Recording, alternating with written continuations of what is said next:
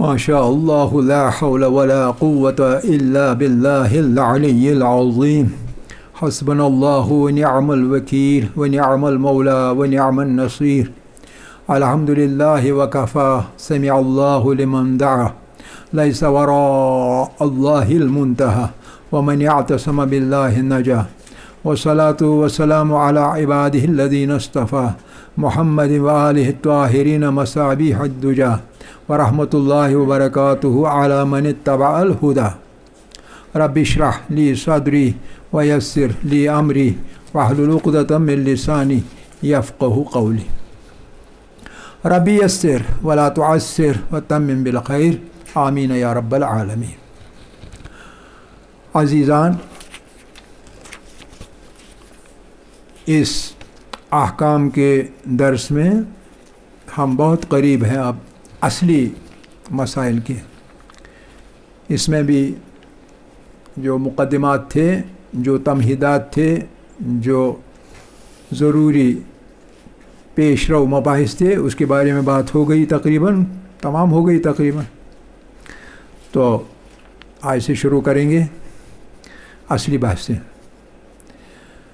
آپ کو یاد ہوگا کہ ہم نے اس بحث سے گزرتے ہوئے عرض کیا کہ جو غایت خلقت ہے انسان کی، وہ غایت، وہ مقصد حیات انسان کا، حتیٰ کہ جنات کا بھی، وہ یہ ہے کہ اپنے خالق کی، جو خلق کرنے کی وجہ سے ان کے مالک ہیں اور ان کے رازق بھی ہیں، تو اس کی بندگی کریں، اس کی عبادت کریں، جیسا قرآن میں آیا ہے وَمَا خَلَقْتُ الْجِنَّ وَالْإِنسَ إِلَّا لِيَعْبُدُونَ، اور بھی بہت جگہوں پر یہ بات آئی ہے۔ تو اس لیے ہمارا اصلی کام جو ہے وہ ہے عبادت کرنا، بندگی کرنا اپنے رب کی، اپنے پروردگار کی، کیونکہ اسی نے خلق کیا ہمیں، اپنے سے تو خلق نہیں ہوئے، وہی ہمیں دنیا میں باقی رکھے ہوئے ہے، اپنے سے تو ہم سے ایک لمحہ بھی زندہ رہنا مشکل ہوگا، اور اس وجہ سے ہمارے پر حق بنتا ہے کہ ہم اس کی عبادت کریں، اس کی بندگی کریں۔ لیکن اس بات کے باوجود کہ اللہ نے عقل دی ہوئی ہے انسان کو جاننے کے لیے کیا صحیح ہے کیا غلط ہے، اس کے باوجود یہ جانتے ہوئے کہ ہم پر حق بنتا ہے اللہ کا، نہ کہ ابلیس کا، بلکہ ابلیس ہمارا دشمن رہا ہے، ازلی دشمن، یعنی ابتدا سے ہی دشمن رہا ہے، اور کھلا ہوا دشمن، عدو مبین، کھلا ہوا دشمن رہا ہے، تب بھی ہم ابلیس کے پیچھے چلتے ہیں اور خدا کو بھول جاتے ہیں۔ یہ ہماری ستم ظریفی ہے اس مسئلے کی۔ تو یہ مخمصہ ہے، اور اس مخمصے میں ہم پڑے ہوئے ہیں، اور ہر وقت ہمارے سامنے ایک دو راہ ہوتا ہے، ارادہ و اختیار کی وجہ سے۔ اللہ نے جو ارادہ دیا ہے اور اختیار دیا ہے، اس کی وجہ سے ایک دو راہ ٹو وے، ہر جگہ ہوتا ہے دو راہ، دائیں جائیں یا بائیں جائیں، کدھر جائیں، ہر وقت کسی بھی کام میں، کسی بھی مسئلے میں ایک دو راہ ہوتا ہے سامنے۔ تو اس دوراہے پر ہمیں فیصلہ کرنا ہوتا ہے، ہم دائیں چلیں یا بائیں چلیں۔ عقل ہوگی تو ہم صحیح سمت میں چلیں گے، عقل نہ ہوئی تو ہم غلط سمت اختیار کریں گے۔ تو لہٰذا نتیجہ کیا نکلے گا؟ یا تو ہم اوپر چڑھیں گے یا تو گر جائیں گے۔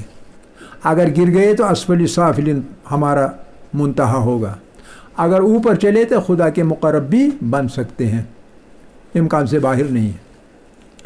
تو یہ صورتحال ہے، اور اس صورتحال کے اندر ہماری رہنمائی کے لیے کیا چیز ہے؟ ایک قرآن ہے، ایک حدیث ہے، ایک قرآن ہے، ایک حدیث ہے، ایک قرآن ہے، ایک روایات ہیں، قرآن ہے اور قرآن کو تفسیر کرنے والی حدیثیں ہیں، ایک قرآن ہے اور قرآن کے اندر سمجھنا بہت مشکل ہوتا ہے، تو اس وجہ سے اسے تعویل کرنے والی، اس کی تفسیر بتانے والی، اس کے صحیح معنی سمجھانے والے حدیث کی روایتیں جو ہیں ہمارے پاس ائمہ کی، رسول اللہ صلی اللہ علیہ وآلہ وسلم کی، تو وہ موجود ہیں۔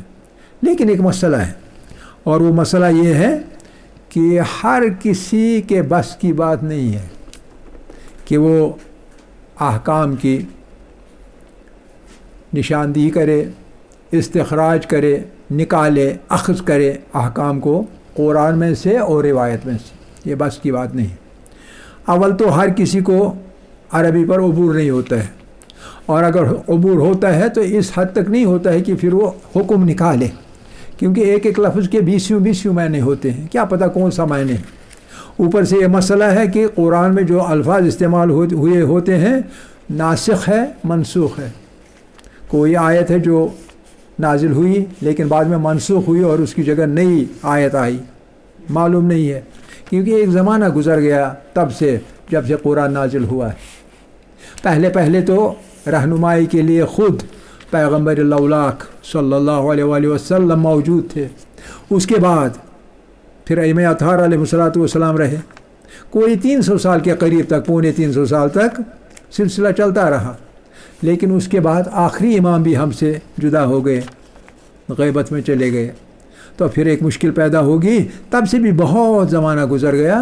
اب کسی بھی مسئلے میں حکم جاننا امام سے ممکن نہیں ہے، پھر کہاں سے حاصل کریں، کہاں سے ڈھونڈیں، کس سے لے لیں، کس سے پوچھیں، ان مشکلات کے باوجود کہ کسی بھی آیت میں کسی بھی لفظ کے معنی جو ہیں وہ مجازی ہیں یا حقیقی ہیں، اس میں ناسخ ہے، وہ آیت ناسخ ہے یا نہیں منسوخ ہو چکی ہے، کوئی معنی جو ہے ظاہر ہیں یا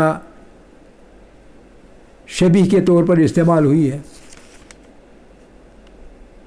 آپ سمجھ رہے ہیں کہ یہ مسائل ہیں ہمارے لیے، تو لہٰذا ان مسائل کے اندر ضرورت ہے کہ احکام کو، صحیح احکام کو جان لیا جائے اور اس پر عمل کیا جائے، اگرچہ ہم احکام پر عمل کرنا بھی چاہتے ہوں، جو نہیں کرتے ہیں تو وہ الگ بات ہے، لیکن جو کرنا چاہیں گے ان کے لیے بھی ایک مسئلہ ہے، عام آدمی کے بس کی بات نہیں، حتیٰ کہ علماء کے بھی بس کی بات نہیں ہے، الا اگر فقیہ ہو، ایک ہوتا ہے عالم، دوسرا ہوتا ہے فقیہ۔ مثال کے طور پر تفسیر کا عالم مفسر کہلایا جائے گا، سمجھ رہے ہیں کہ نہیں؟ حدیث کا عالم محدث کہلایا جائے گا، لیکن احکام اخذ کرنے والا عالم جو اس کو فقیہ کہا جائے گا، تو لہذا فقیہ کی ضرورت ہے، مفسر کی ضرورت نہیں، تاریخ مورخ کی ضرورت نہیں، تاریخ جاننے والا، تاریخ پر دسترس رکھنے والا، تاریخ پر قدرت رکھنے والا، ایسے عالم کی ضرورت نہیں ہے، وہ مورخ ہے، حدیث کو پورا جانتا ہے لیکن قرآن پہ دسترس نہیں رکھتا، محدث ہے لیکن فقیہ نہیں ہے۔ لہذا جس کے پاس علم فقہ پر اور اصول فقہ پر اور منطق پر اور فلسفے پر اور ادبیات پر اور عربی زبان پر اور طرح طرح کے جو علوم ہیں، ان علوم پر جس کو مکمل دسترس ہوگی اسی کو ہم فقیہ کہیں گے، اور اسی سے ہم کہیں گے کہ ممکن ہے ہم کوئی حکم کسی نئے مسئلے میں مثال کے طور پر حاصل کریں، ہر کسی سے حاصل نہیں کر سکتے۔ کبھی ہم استعمال کرتے ہیں کسی کے لفظ علامہ، بہت بڑا عالم، لیکن ضروری نہیں کہ وہ فقیہ بھی ہو، اور اگر وہ فقیہ نہ ہوا، علامہ بھی ہو، تو اس سے ہم حکم حاصل نہیں کر سکتے اور وہ نہ دے سکتا ہے، کیونکہ وہ فقیہ نہیں ہے، فقہا میں سے نہیں ہے۔ لہذا لازم ہے کہ ایک ایسا آدمی ہو یا کئی ایک ایسے آدمی ہوں جو فقیہ ہوں، فقہا میں سے ہوں، اور اس میدان میں ماہر ہوں، تاکہ ان سے پتہ چلے کہ اس مسئلے میں حکم کیا ہے، قرآن کے مطابق، حدیث کے مطابق، اور تیسری چیز ہمارے منابع میں سے عقل کے مطابق، اور چوتھی چیز ہمارے منابع میں سے اجماع کے مطابق۔ ان چار چیزوں کے مطابق قرآن، حدیث، عقل اور اجماع، ان چاروں چیزوں کو نظر میں رکھتے ہوئے اس مسئلے میں جو پیش آیا 2021 میں، تو اس کا حکم کیا ہے، تو یہ حکم نکال سکتا ہے ان چار ذریعوں کو استعمال کرتے ہوئے، ان چار میدانوں میں مہارت رکھنے والے رکھنے والا جو ہو تو وہ مہارت کا استعمال کرتے ہوئے ان چاروں میدانوں میں حکم بتا سکتا ہے. اور جب وہ بتائے گا ہم کہتے ہیں فتویٰ دیا فلاں فقیہ نے. سمجھ آئے گی؟ تب تک ہم اس حکم کے بارے میں نہیں جانتے ہیں کیا کرنا ہے، اور جو بھی کرنا ہے کیا وہ واجب ہے یا کہ مستحب ہے خالی، یا یہ کہ حرام ہے، یا یہ کہ حرام نہیں ہے لیکن مکروہ ہے، یا یہ کہ نہ واجب ہے نہ حرام ہے نہ مستحب ہے نہ مکروہ ہے، مباح ہے. جو چاہے آپ کا جی کرو، کوئی حکم نہیں اللہ تعالیٰ کی طرف سے. حکم تو صرف 4 ہیں. ایک ہے واجب کہ کرنا ہے آپ کو، اگر کریں گے تو ٹھیک ہے، پھر آپ بالکل لائق بندے ہیں. اگر نہیں کریں گے تو پھر عذاب ہے، آپ پر عذاب ہوگا. اور اگر کوئی چیز حرام ہوئی، دوسرا حکم حرام نہیں، یہ کام کبھی اس کے طرف پھٹکنا بھی نہیں، یہ کام بالکل نہیں کرنا، یہ حرام ہے. حرام کا مطلب کیا ہوا؟ جو لائق بندہ ہوگا، فرمان بردار بندہ ہوگا، وہ کبھی وہ کام نہیں کرے گا. جو کام حرام ہوگا وہ کبھی نہیں کرے گا، اور اگر کرے گا تو پھر عذاب ہوگا. واجب میں نہیں کرے گا تو عذاب، حرام میں کرے گا تو عذاب. واجب کام ہے نماز پڑھنا، پڑھو گے تو ٹھیک ہے، نہیں پڑھو گے تو عذاب ہے. حرام کام شراب پینا حرام ہے، نہیں پیو گے تو ٹھیک ہے، بہت اچھے ہیں آپ، لیکن اگر پئیں گے تو نہ پینے سے آپ کو عذاب ہوگا. یہ حرام کام ہے. اب اگر مستحب کیا کام، کوئی کام مستحب ہے، تو مستحب کام میں حکم کیا ہے؟ حکم یہ ہے کہ پسندیدہ کام ہے، آپ کو ثواب ملے گا. لیکن اگر نہیں کیا، کوئی مجبوری ہوئی، کوئی مسئلہ ہوا، آپ وقت نہیں ملا، صحت اچھی نہیں، وہ ہوا یہ ہوا، کوئی نہ کوئی بہانہ تھا، اور وہ بہانہ نہیں تھا بلکہ حقیقت تھی، تو کوئی پرواہ نہیں. کیا تو ثواب ملے گا، نہیں کیا تو کوئی پرواہ بھی نہیں، مواخذہ نہیں ہوگا، پوچھا نہیں جائے گا کیوں نہیں کیا. یہ مستحب کام ہے.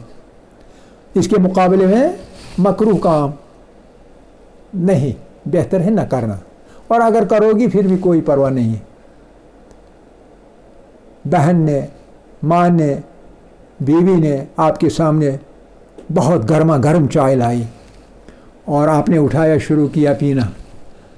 ایک گھونٹ منہ میں ڈال دیا تو زبان جلنے لگی. آپ نے کہا ہو یہ بہت گرم ہے، بہت تیز ہے. تو آپ حکم کیا ہے جی؟ ہمارے یہاں حکم یہ ہے کہ ایسی چائے پینا مکروہ ہے. مکروہ ہے گرم گرم چائے یا کھانے کا لقمہ منہ میں ڈالنا مکروہ ہے، نہیں ڈالنی چاہیے. اگر آپ نہیں ڈالیں گے بہت اچھا ہے، لیکن اگر ڈالیں گے کوئی پرواہ نہیں.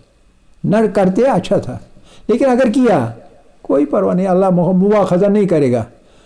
اپنا منہ آپ کا جل جائے گا تو اللہ کا کیا جائے گا، کوئی پرواہ نہیں، مواخذہ نہیں ہوگا.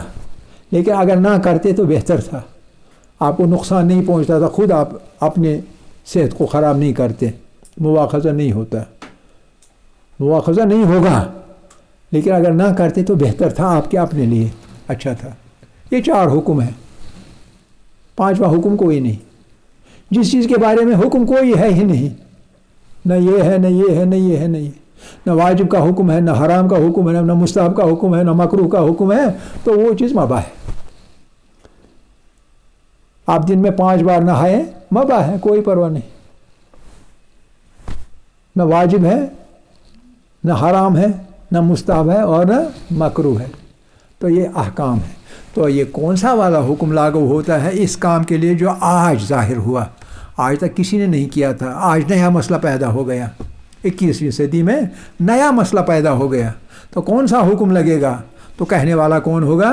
کہنے والا مورخ نہیں ہوگا، کہنے والا محدث نہیں ہوگا، کہنے والا مفسر نہیں ہوگا، کہنے والا کوئی علامہ نہیں ہوگا، کہنے والا کوئی بڑا آدمی نہیں ہوگا، مورخ نہیں ہوگا. کہنے والا جو ہوگا وہ فقیہ ہونا چاہیے. اور فقیہ بھی کیسا ہونا چاہیے؟ فقی ہونا چاہیے ایسا جیسا ہمارے ائمہ نے کہا ہے، شرطیں لگائی ہیں، ایسا فقی ہونا چاہیے۔ ہر کوئی ایرا غیرہ نتھو خیرہ فتویٰ نہیں دے سکتا۔ جیسے آج کل رواج نکلا ہے کہ ایرے غیرے نتھو خیرے فتویٰ نکالنے لگے، بڑی بڑی باتیں کرنے لگے ہیں، حالانکہ منہ چھوٹا ہے، چھوٹے منہ سے بڑی بڑی باتیں کرنے لگے۔ ان کو اختیار نہیں ہے کوئی فتویٰ لگانے کا، لیکن فتویٰ لگاتے ہیں میں جو کہتا ہوں ایسا کام کرو جی، میں کہتا ہوں، حالانکہ اختیار نہیں ہے ان کا فتویٰ لگانے کا، کسی بارے میں کوئی کام کہنے کا کہ ایسے کرو یا ایسے مت کرو۔ یہ حق جو ہے، یہ حق صرف اس کا ہے جس کے بارے میں ہمارے ائمہ نے ہم سے کہا ہے، اور ایسے شخص کو ہم مجتہد کہتے ہیں۔ اور یہ مجتہد جو ہوتا ہے یہ احکام کو بیان کرتا ہے، اور اس کے احکام پر عمل کرنا ہمارے لیے واجب ہے۔ کیوں جی؟ کیوں واجب ہے؟ ظاہر سی بات ہے کہ مثال کے طور میں ہوں، مجھے کوئی کام کرنا ہے، نیا والا کام ہے، کوئی نیا مسئلہ پیدا ہو گیا، اب میں کیا کروں؟ یا تو میرے لیے یہ راستہ ہے کہ اتنا پڑھوں کہ مجتہد بن جاؤں اور پھر میں فتویٰ دے دوں، یہ ایک راستہ ہے۔ لیکن ہر کسی کے بس کی بات نہیں ہے مجتہد بننا۔ میں نے کہا آپ کو کہ کتنے علوم پر عبور حاصل ہونا چاہیے تب وہ کہیں جا کے مجتہد بن سکتا ہے، تب تک نہیں بن سکتا ہے۔ ادبیات پر عبور ہونا چاہیے، زبان پر عبور ہونا چاہیے، بدایہ پر عبور ہونا چاہیے، فقہ پر عبور ہونا چاہیے، اصولی فقہ پر عبور ہونا چاہیے، منطق اور فلسفے پر عبور ہونا چاہیے۔ عبور ہونا چاہیے، یہ نہیں کہ پڑھا ہوا ہو، نہیں جی، عبور ہونا چاہیے، پورا عبور ہونا چاہیے، کنٹرول ہونا چاہیے اس علم پر۔ اور اس کے علاوہ حدیث اور رجال پر، دو بہت مشکل فنون، ان پہ عبور ہونا چاہیے۔ اور پھر قرآن کی تفسیر پر عبور ہونا چاہیے، قرآن کے مختلف جو اصطلاحیں ہیں ان پہ عبور ہونا چاہیے، ایک ایک لفظ کا پتہ ہونا چاہیے کہ کس معنی میں استعمال ہوا ہے۔ اور اسی طرح کے بے شمار علوم ہیں جن پر اسے عبور ہونا چاہیے، اور اس عبور ہونے کے بعد ہم کہیں گے کہ یہ اب حکم نکالنے کی صلاحیت رکھتا ہے، اور جب یہ صلاحیت رکھتا ہے تب وہ اس فیلڈ کا اسپیشلسٹ بن جاتا ہے، اور پھر اسے نام پڑتا ہے مجتہد۔ لہٰذا میرے بس کی بات نہیں کہ میں مجتہد بنوں اور کسی مسئلے میں حکم بیان کروں، یہ ایک صورت ہے۔ دوسری صورت یہ ہے کہ، اور وہ زیادہ مشکل ہے، مجتہد بننے سے زیادہ مشکل ہے، اور وہ کیا ہے؟ وہ ہے احتیاط پر عمل کرنا۔ احتیاط پر عمل کرنے کا مطلب کیا ہے؟ اس کا مطلب یہ ہے میں پیچھے دیکھوں، کوئی کام ہے، 4 علماء نے کہا ہے کہ ٹھیک ہے، حلال ہے، لیکن ایک نے کہا ہے حرام ہے، ایک مجتہد نے کہا ہے نہیں یہ حرام ہے۔ اب احتیاط کا مطلب کیا ہے؟ احتیاط کا مطلب یہ ہے کہ چونکہ ایک نے کہا ہے حرام ہے، کیا پتہ اسی کا ہی صحیح ہو، اس لیے مجھے یہ کام نہیں کرنا چاہیے، مجھے اسے حرام ہی سمجھنا چاہیے۔ اسی طرح دوسرا مسئلہ، دوسری مثال، کسی بات کو سبھی نے کہا ہے مستحب ہے جی ایسا کرنا، لیکن ایک نے کہا ہے نہیں جی واجب ہے۔ اب ایک مجتہد نے کہا ہے پیچھے پتہ نہیں کب، کہا ہے نہیں یہ کام واجب ہے، تو احتیاط یہ کہتی ہے کہ نہیں، کیا پتہ وہی واجب والی بات ہی صحیح ہو اللہ کی نظر میں، اس لیے مجھے وہ کام کرنا چاہیے، چھوڑنا نہیں چاہیے۔ اس کو کہتے ہیں احتیاط۔ تو اب آپ خود اندازہ کر سکتے ہیں کہ احتیاط کا راستہ مجتہد بننے کے راستے سے اور زیادہ مشکل ہے، کیونکہ اس میں بہت سارے مجتہدوں کے فتوے معلوم ہونے چاہیے، کس مجتہد نے کیا کہا یہ پتہ ہونا چاہیے، تو لہٰذا اس کو اور زیادہ عالم ہونے کی ضرورت ہے، اور زیادہ مطالعہ ہونے کی ضرورت ہے۔ اب آخر پر صرف ایک راستہ بچتا ہے میرے لیے، اور وہ یہ ہے کہ میں یہ جھنجٹ میں نہ پڑوں، یہ پریشانی اپنے اوپر نہ لے لوں۔ پھر کیا کروں جی؟ جو آج کے زمانے کا مجتہد عالم ہو میں اس کی تقلید کروں، مسئلہ ختم، وہ جانے اور کام جانے، میں تو آزاد ہو جاؤں گا۔ جیسا مجھے مجتہد عالم نے کہا میں وہ کام کروں گا، میں تو آزاد ہو گیا۔ کوئی بھی بار ہو، کوئی بھی بوجھ ہو، کوئی بھی خرابی ہو تو اس مجھ پر آئے گی، مجھے کیا فرق پڑتا ہے؟ آپ سمجھیں گے؟ تو لہٰذا مقلد بننا سب سے آسان ہے میرے لیے، لہٰذا تقلید کرنا ہمارے پر واجب ہے۔ کیوں؟ اگر میں تقلید کے مطابق کوئی کام انجام دے دوں تو میں پکڑا نہیں جاؤں گا، لیکن اگر تقلید کے مطابق کام نہیں کیا، اپنے ہی خواہش سے، اپنے ہی ارادے سے، اپنی ہی سوچ سے، اپنی ہی کائستانی سے، اپنی ہی فلاسفری سے میں نے کوئی کام کیا اور وہ صحیح نہ ہوا تو عمل باطل ہو گیا۔ عمل باطل ہوا کہ نہیں ہوا؟ یہ عمل باطل ہو گیا، صحیح نہیں ہوا۔ لیکن اگر مجتہد کے فتوے کے مطابق کیا ہوگا تو عمل صحیح ہے، باطل نہیں ہے۔ لہذا تقلید کرنا بہتر ہے، کیونکہ عمل صحیح ہوتا ہے، کیونکہ اس بندے نے بہت محنت کی ہے، محنت شاقہ، عرق ریز کام، صبح سے شام تک سالوں اس نے بینائی اپنی کھوئی ہوئی ہے، اس نے درد جگر میں پڑھ کے محنت کر کے اس حد تک علم حاصل کیا ہوا ہے کہ وہ ماہر بن چکا ہے۔ اس لیے لازم ہے کہ میں اس کے کہنے کے مطابق کام کروں، اور جب اس کے کہنے کے مطابق کام کروں گا، کوئی بھی کام کروں گا، کوئی بھی عمل کروں گا، عمل صحیح ہوگا، باطل نہیں ہوگا۔ اس لیے میں سیف سائڈ ہوں، محفوظ ہوں۔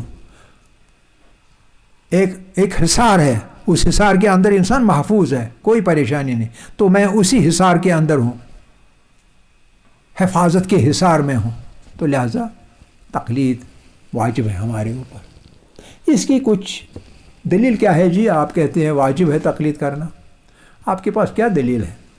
آج کل تو ہم دیکھتے ہیں کہ کہتے ہیں کہ اخباری لوگ کے تقلید کرنا واجب نہیں ہے، آپ کہتے ہیں تقلید واجب ہے۔ دلائل کیا ہیں آپ کے پاس؟ تو نمبر 1 دلائل ہیں اس کے نقلی، اور دوسری قسم کے دلائل ہیں اس کے عقلی۔ ایک نقلی دلائل ہیں اور دوسرے عقلی دلائل ہیں۔ نقلی دلائل کیا ہیں جی؟ نقلی دلائل یہ ہیں کہ جب تک ائمہ رہے، ہمارے تمام ائمہ نے، حتیٰ کہ پیغمبر اکرم صلی اللہ علیہ وسلم نے ہمیں رہنمائی کی، ہم تمام مسائل ان سے پوچھا کرتے تھے جب اگر ہم اس زمانے میں ہوتے، تو اس لیے ان کی تقلید کی۔ لیکن جب وہ اس دنیا سے نکلے چلے گئے، ہم سے بچھڑ گئے، تو آخری امام غائب کے بغیر آخری تھی امام حسن عسکری علیہ الصلاۃ والسلام۔ ان کی ایک مشہور حدیث ہے، اور وہ حدیث ہے دلالت، ثبوت اس بات کی کہ تقلید کرنا واجب ہے۔ اور وہ حدیث کیا ہے؟ وہ حدیث یہ ہے، آپ چاہیں تو اس کا صرف حوالہ اپنی جگہ نوٹ کریں، کہاں ہے، کس کتاب سے لیا گیا وغیرہ، تو باقی جو ہے لکھنے کی ضرورت آپ کو نہیں ہے، کیونکہ آپ کے آڈیو میں موجود ہوگی، نمبر 1۔ اور نمبر 2 یہ کہ آپ سمجھ لیں گے عربی کی وجہ سے پورے کی پوری اس کے معنی کیا ہے، لہذا مشکل پیش نہیں آئے گی۔ اور وہ حدیث یوں ہے، قال امام العسکری، امام عسکری علیہ الصلاۃ والسلام نے فرمایا، کیا فرمایا؟ کہا فَأَمَّا، بات چل رہی تھی تو آخر پر انہیں ایک نتیجہ نکال کے بتایا، فَأَمَّا، عام طور پر اما بعد ہم کہتے ہیں، کوئی حمد و ثنا کہنے کے بعد کہتے ہیں اما بعد، اس کے بعد مجھے یہ کہنا ہے، تو وہ بات کرتے کرتے امام علیہ السلام نے فرمایا فَأَمَّا، یعنی آخر پر ایک اور بات آپ سے میں کہنا چاہوں گا، وہ کون سی ہے؟ کہا من کانا، جو کوئی بھی ہوگا، من کانا، جو کوئی بھی ہوگا، کیا ہوگا؟ کہاں، کون سا والا؟ من الفقہا، فقہا میں سے، غیر فقہا میں سے نہیں، مورخ نہیں، محدث نہیں، علم رجال کا ماہر نہیں، مفسر نہیں، کوئی اور نہیں، مگر فقہا میں سے، من الفقہا، فقہا میں سے جو ہوگا، کیا ہوگا؟ صائنن لنفسے، سواد سے، صائنن لنفسے، اپنے نفس کو بچانے والا ہوگا، یعنی نفس کو، اپنے نفس کو، اپنے آپ کو، اپنی روح کو خرابی میں ڈالنے والا نہیں ہوگا، بلکہ ان کی حفاظت، اس کی حفاظت کرنے والا ہوگا، اپنے نفس کی حفاظت کرنے والا ہوگا۔ ایسا نہیں کہ گناہ کے ذریعے سے اپنے نفس کو برباد کرے. اپنے نفس کو برباد کرنے والا نہیں ہونا چاہیے، بلکہ صائنن حفاظت کرنے والا ہونا چاہیے للنفس سے، اپنے نفس کی. جو اپنے نفس کی حفاظت کرتا ہوگا قدرتی بات ہے کہ وہ دوسرے کے نفس کی بربادی بھی نہیں چاہے گا. صائنن للنفس. اور دوسری چیز کیا ہونی چاہیے اس میں؟ حافظا لدینہ، اپنے دین کی بھی حفاظت کرنے والا ہونا چاہیے. صائنن لدینہ. اور تیسری چیز مخالفاً علی ہوا، ہوا و ہوس کا مخالف ہونا چاہیے. اس کا دل کچھ بھی چاہے ہوا و ہوس سے اس کی مخالفت کرنا چاہیے. وہ اپنے ہوا و ہوس کی، ہوس رانیوں کی وہ مخالفت کرنا چاہیے، اس کا مخالف ہونا چاہیے. اور اس کے علاوہ مطیع لامر مولا، اپنے مولا کے امر کی، اپنے مولا کے حکم کی تابع فرما برداری کرنے والا ہونا چاہیے. مطیع ہونا چاہیے، اطاعت کرنے والا ہونا چاہیے. کیوں کرنے والا ہونا چاہیے؟ کیونکہ مولا کا امر ہے. مولا یعنی اللہ تعالیٰ کے جو اوامر ہیں ان کی اطاعت کرنے والا ہونا چاہیے. اور اگر ایسا ہوا، یہ جملہ اب اہم ہے، اس سے پتہ چلتا ہے کہ واجب ہے. پس کیا ہے اگر ایسا ہوا کوئی تو للعوام، جو عوام ہے یعنی غیر مجتہد، جو عوام ہیں، فللعوام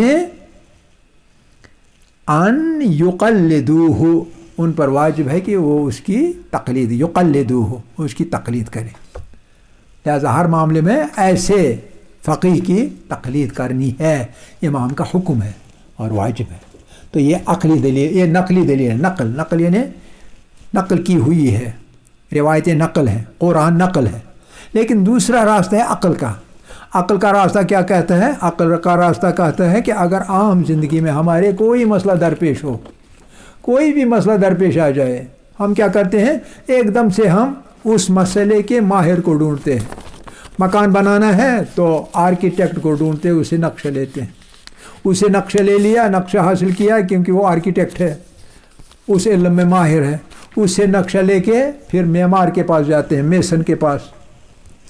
میسن کے پاس جا کے اس کو یہ نقشہ دکھاتے ہیں اور کہتے ہیں یہ کرنا ہے.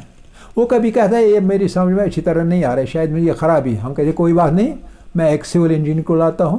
تو آرکیٹیکٹ کے بعد سول انجینئر کو بھی وہ لیتا ہے اور کہتا ہے یہ آرکیٹیکٹ نے مجھے نقشہ دیا تھا مکان بنانے کا. اور معمار کہتا ہے، میسن کہہ رہا ہے کہ اس میں کہیں کوئی مجھے اچھی طرح نہیں سمجھ آ رہا ہے کہ یہ صحیح رہے گا، کہیں بدلنا ہوگا. سول انجینئر اس کو دیکھتا ہے اور کہتا ہے نہیں. معمار غلط کہتا ہے کوئی پرواہ نہیں، یہ دیوار یہاں چڑھانی ہے تو اس کے اوپر جو سلیب ڈالی جائے گی کوئی خطرہ نہیں، بالکل سیف رہے گا. تو سول انجینئر فیصلہ دیتا ہے معمار صحیح بول رہا تھا، اس کے شبہ جائز ہیں، یا آرکیٹیکٹ نے صحیح بولا تھا. تو یہ ماہر ہیں دونوں. کبھی آپ کو مثال کے طور پر کوئی تنازع درپیش ہو تو کہاں جاتے ہیں؟ قانونی صلاح کار کے پاس جاتے ہیں، وکیل کے پاس جاتے ہیں. کوئی جج رہ چکا ہو اس کے پاس جاتے ہیں اور مشورہ لیتے ہیں. اسی طرح ڈاکٹر کے پاس جاتے ہیں جب بیمار ہوں. وہ جو نسخہ دے گا اور اس نسخے پر عمل کرنا واجب ہے. جو دوائی لکھے گا تو واجب ہے وہی کھانا. اس کے کہے کہ الٹ ہم نہیں کر سکتے، لازم ہے وہ ایسا کرنا. تبھی صحت یاب ہوں گے، نہیں صحت یاب تو نہیں ہوں گے اگر نہ عمل کرے. اسی طرح ہر طریقے سے پھلواڑی قائم کرنی ہے اپنے مکان کے آگے تو فلوری